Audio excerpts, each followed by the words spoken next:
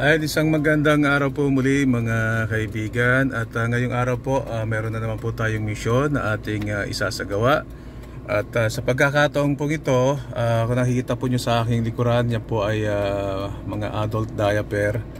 Dahil meron po tayong pagbibigyan, ito po ay kahilingan ng isang anak para sa kanyang nanay na bedridden. At kailangan nga daw po ng mga diapers at iba pang mga pangangailangan dahil nga po si nanay ay ito po ay nakahiga na lamang at nagkaroon na nga po ng mga bed sores sa kanyang katawan. At tayo po ay nakipag-ugnayan agad sa ating kaibigan dito kay Maring Shirley si Chongko sa kanyang pamilya. Sila po yung may-ari ng paluto nga po. At hindi naman po tayo binigo at nariyan na po agad. Ayan, nariyan na po yung kanilang binigay.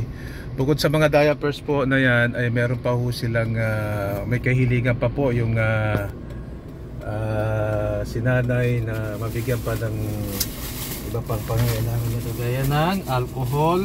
Ayan, dito alcohol at iba pang mga kailangan niya sa panggamot sa kanyang mga sugat dahil nga po sa bedridden na. Kaya makita lang po natin yung ating mga dadalhin ngayon. Ito po yung ating dadalhin dito sa ating recipient. Mula po dito sa Maceda, dito sa Sampaloc, Maynila, ako naman po ay magtutungo sa Antipolo, sa Kogyo, upang dalhin po yung mga kailangan nila. Ito po, alcohol, kailangan po ito sa paglilinis kay nanay. At ayan, may wipes. Ayan, meron pong wipes at iba pang mga pangangailangan. Ayan. So yun, maraming salamat po. Paluto nga po sa inyo pong pakikipag-partner sa Handog Kapatid. Patuloy po tayo nakakapag-sagawa ng ating mga charities o mga public service sa tulong po ninyo. Ito po, betadine. Ayan. Ito po yung panglinis ng sugat.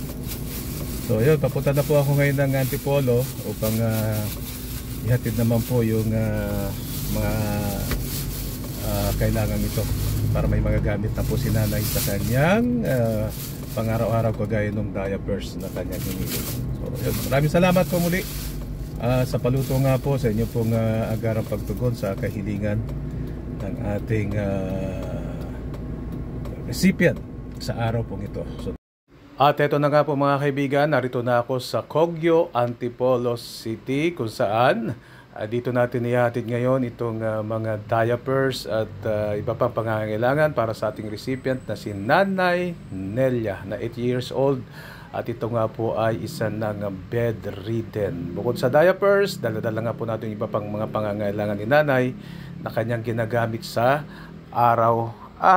At eto na nga po, nagpapasok na kami. Metformin. Try natin. Gusto rin po eh. Kasi minsan po humingi ako sa barangay, kaya lang po kailangan po ng reseta po ng doktor. Oo. Pinapaano po ni Doc na papunta niya doon para ma-check. Paano pa nga dadalhin niya ka mo? Bedridden na. Dapat iniintindi na lang nila. Minsan po nabibigyan ako, pinipilit ko lang si Doc na, Doc, sige na po, bigyan niyo na po. Oo, intindihin naman nila. Dapat nga binibisita nila eh. Di ba? So metformin ang kinakailangan niya? Metformin po, 5 mg. Tapos atorvastatin po, 10 mg. Metformin. Tapos po yung losartan po. Losartan, sa high blood yun Tsaka po, inaano ko rin po siya ng syndrome. Vitamins po. Vitamins? Yeah. Opo. Para po medyo ano siya. Okay, sige, try natin. Salamat po ako sa nagbigay nito sa nanay ko. Kay Ma'am Shirley, ano po pa? Family, sa paluto nga po. Sa family panuto po. Marami pong salamat sa binigay niyo pong tulong sa amin. Sabi niyo, saktong-sakto lang dating ko, no? Opo. Tama-tama po yung dating. Wala na nga pong pampers. Isa na lang po. So last talaga. Maraming salamat po. Sa timing talaga. Ibang klase si Lord gumawa ng gumawa ng timing. Ayan. So ayan, maraming salamat. Paluto nga po, Maring Shirley at sa pamilya. At meron naman tayong napagkalooban ng tulong sa araw na ito. Ayan, si nanay. Ayan po siya. Bedridden na po siya for the last 5 years. At saka si...